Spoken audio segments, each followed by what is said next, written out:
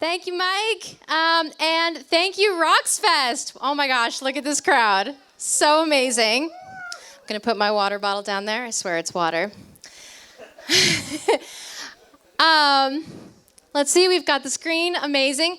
Well, I just want to start off this chat by saying I am the last speaker for the evening, so I appreciate everyone hanging in there, giving me some of your time and attention this evening.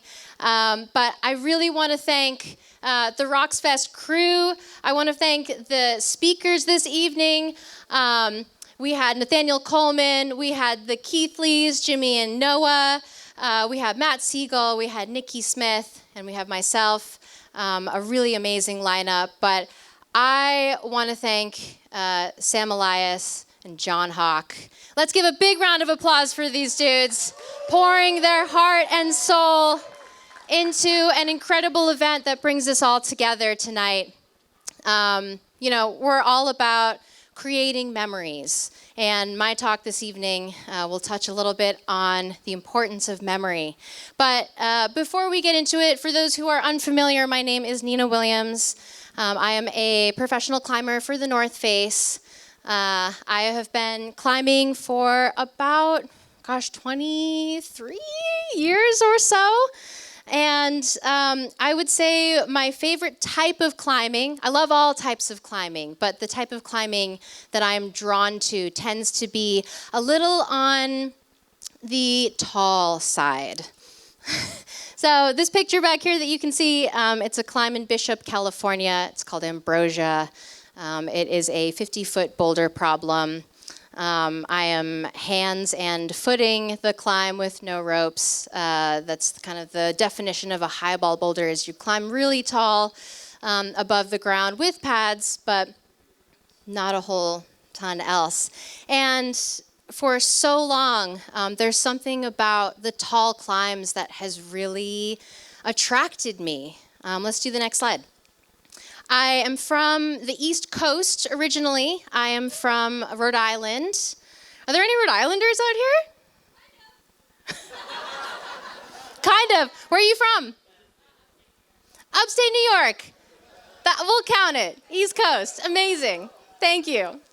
Ever since I was a young age, I was drawn to, just getting up a little high and getting into this space of being on some good holds. On this right-hand picture, it's a little blurry, you can see, but I'm climbing in Providence, Rhode Island, doing a little bit of buildering, and realizing that I could be in a space where I could feel it in my body, where I would be on, some good holds, and I could trust myself, but there's a sense of, wow, I maybe shouldn't be up here. I shouldn't be this high off the ground, and this isn't a place that is considered safe, but I felt really comfortable in that moment, and I could trust myself, and I could build on that trust and turn it into a type of confidence.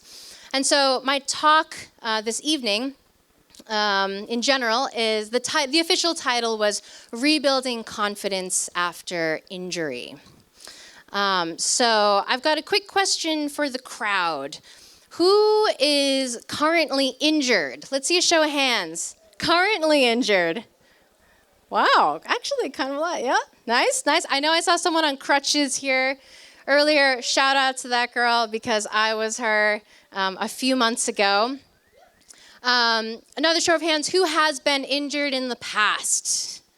Oh yeah, come on.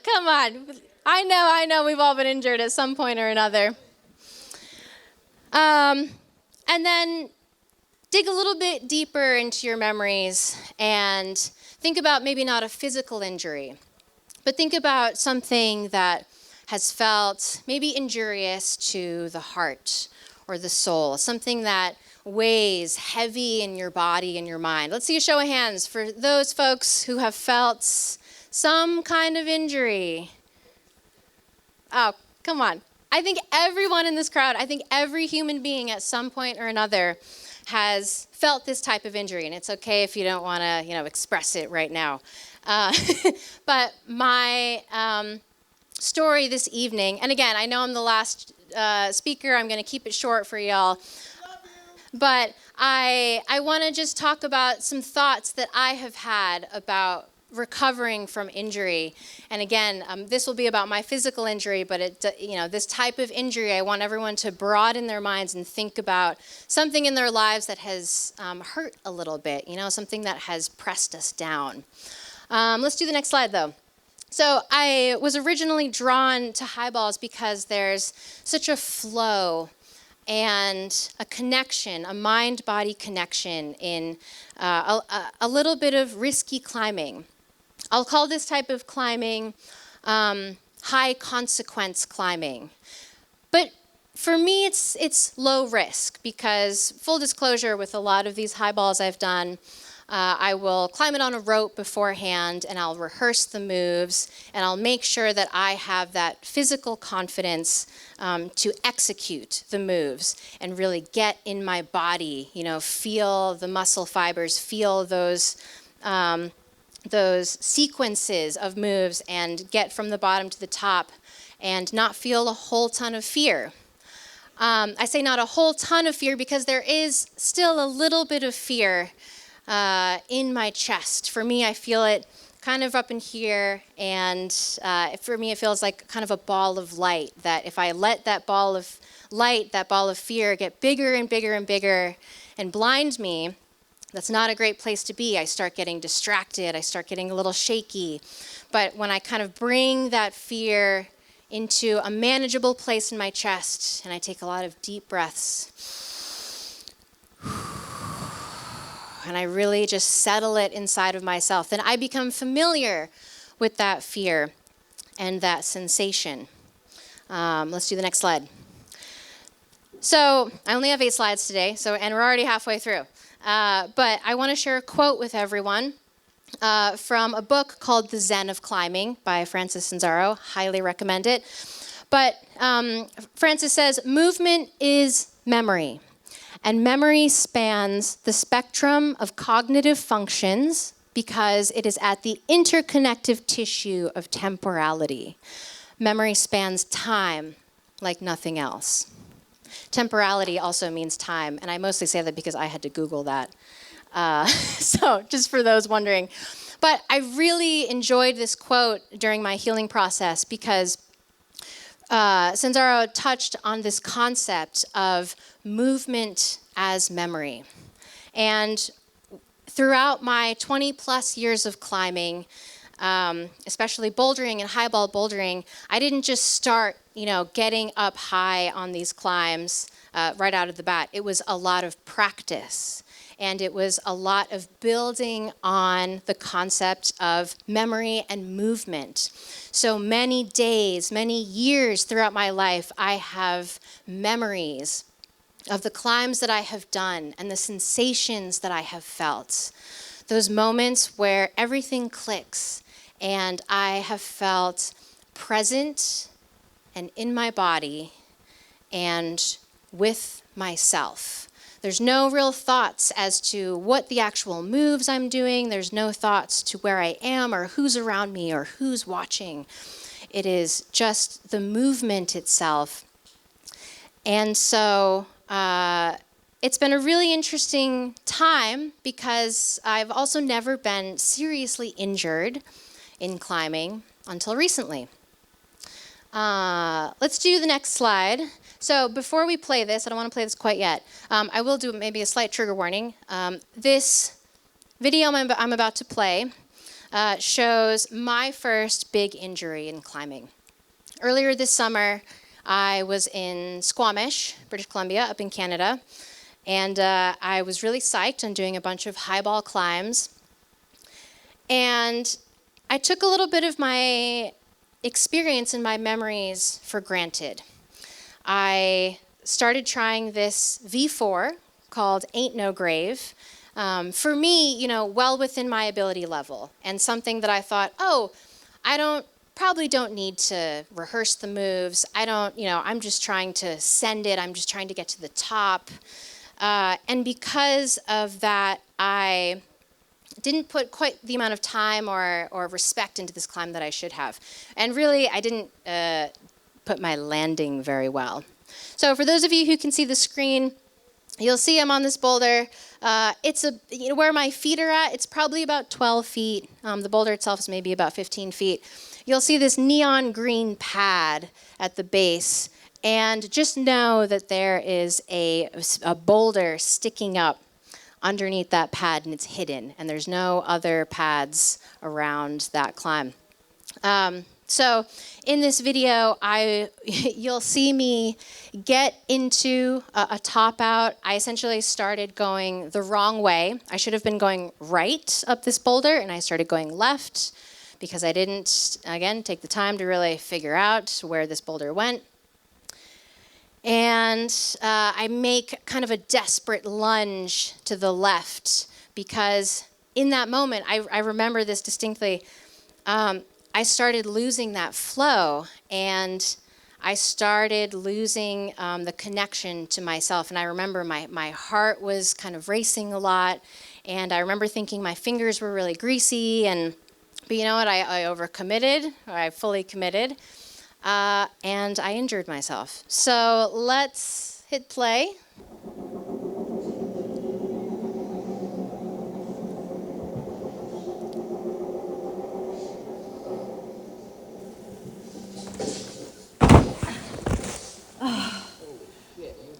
Yeah. My friend's dog, Peanut. Great moral support.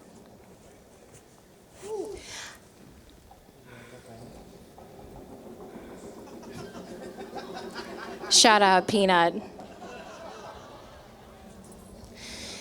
You'll see me hold my right foot. I ended up breaking my third and fourth metatarsals. Might have hurt my foot. I said I might have hurt my foot. And that moment, really lives on in my mind. This wasn't that long ago. This was back in July 10th, but who's counting the dates? And I remember thinking something is wrong. Something happened, and I'm really in the moment right now. But July 10th to right now has been a brand new journey for me. And a reevaluation. Let's do that next slide. Yes, we're going to do this quote again. A different perspective on what this quote means. So I'll read it again. Movement is memory, and memory spans the spectrum of cognitive functions because it is at the interconnective tissue of temporality. Memory spans time like nothing else. And after the experience and the memory of falling and hurting myself and breaking that trust between my body and my mind and myself. That memory is the most recent memory I have. Well, I won't say the most recent, but it's a very recent memory that I have of my relationship with my body. And so the last few months has been that reevaluation of what does it mean to feel that trust and to feel that confidence in my body. So I'll ask the crowd, again, to those who either are currently injured or who have been injured in the past. Is there a brave soul who wants to raise their hand and say what kind of injury they've had? Yes.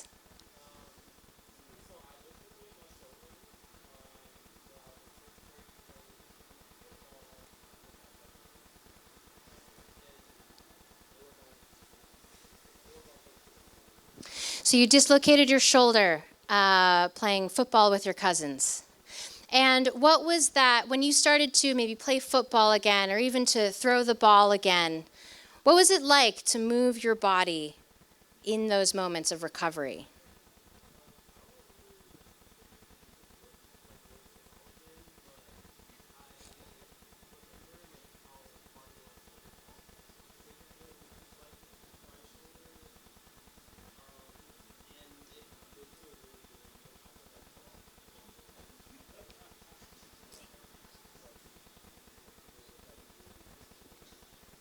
Yeah. So sounds like, there was an injury, there's a shoulder injury after playing football, and then in that recovery process, even walking, It's hard to get back into everyday movements and to return back to sport. There's almost a type of resistance. Thank you for sharing also. Because injury just feels foreign, and it feels really difficult. And for me, when I was coming back from this foot injury, and I will say this is an ongoing journey for me, going back to some of my high ball climbing, I have returned to some tall climbs that I've done in the past. And I'm living in Bishop, California right now, and I've gone back to some of my high ball warm-ups, I'll say. And the only way I can describe the feeling of getting really high up and trying to trust my body again is I'll get into these positions and I'll look at the next hold, and it will feel like there's a big sheet of saran wrap coming down and covering me and acting as an invisible shield that is just forcing me down onto the ground. And when I go back to this concept of movement as memory, again, my most recent memory of movement is pain and injury and fear, and knowing that my foot is still not 100%, it still aches. But in these moments when I'm on these climbs, I will get to that moment and I will back down. And I will say, this is not a time for me to 110% push myself. This is a time for me to down climb and take that fall and just feel the impact of the pad. Even if it's a foot off the ground, it's okay to get that trust back into my body, because now, really, truly, the most recent memories of me and my body are taking these falls and landing on my foot. Me being able to do this, crazy right now. And so going back into the idea that memory spans time, knowing that movement is memory. When you think about yourself and your own injuries, again, whether they are physical or emotional, mental, life-related, any type of movement is progress forward. And I mean that as movement, going for that next hold, but I also mean that as movement in falling and movement in taking a baby step to build that trust with yourself and your body. The only type of, I would say, regression or a place that you wouldn't want to be in climbing and life is stagnation and the freeze. Who here has been on a climb and they found themselves scared and they are frozen in time? You don't know whether to move. You don't know whether to go forward. You don't know whether to fall. Yes. That is a place where in the moment you don't want to be. You're like, okay, I can either commit or not even commit. I'm just going to go and tap that next hold, or I'm going to take that fall and I'm going to build that trust again and know that my latest memory of falling is going to be okay. It's going to take that fall and I can always try again next time. Let's do that next slide. So again, this photo is a little old because I am still in process of building up new positive memories for myself in my own type of movement. And even today, I had the incredible privilege and experience of climbing on Storming the Castle, which is a V2 high ball up in Stonefort back there. Highly recommend to those who are interested in that kind of stuff. But that feeling of being high up again and building new memories for myself and building new movement is just an incredible experience and makes me appreciate my body and my mind, and knowing that it's all connected and it all spans the spectrum of time. So in our lives, in our climbing, we have the time to build new memories. Let's go, last slide. So to those working through injury, physical or otherwise, a friend wrote "Tutto passa" on my cast, which means this shall pass. And just remember, for those working through, again, physical or emotional or mental or life injuries, not only will this pass, but everyone here has the opportunity to move and make new memories for ourselves. And so tonight, as we close out the Rock Speaker Series, I encourage everyone to move around, make new memories, and enjoy the evening. Thank you so much.